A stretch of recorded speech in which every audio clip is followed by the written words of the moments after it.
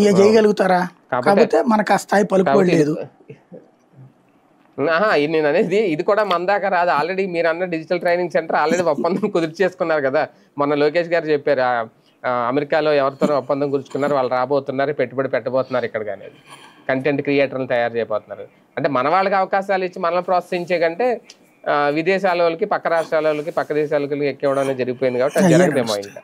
కానీ ఇదేనా సార్ ఇంకా సంపద సృష్టి అంటే? ఇంకా ఇంతకు మించి అయితే ఏమి లేదు. మనం పోర్ట్స్ ని తొందరగా లైన్లోకి తెచ్చి దాని డెవలప్మెంట్ మీద కాన్సన్ట్రేట్ చేయకపోతే, ఈవెన్ ఇప్పుడు వైజాగ్ కూడా ఇప్పటికిప్పుడు కుప్పలు తెప్పలేం వచ్చాయి, అది గుర్తుపెట్టుకోవాలి.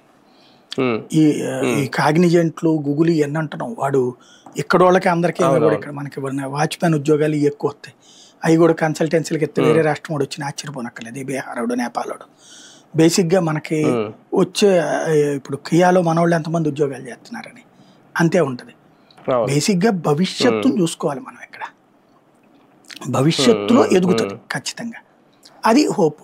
కాకపోతే తిరోగమనం అనేది ఇప్పుడు అంత ఈజీ కాదు. తిరోగమనం ఉండదండి.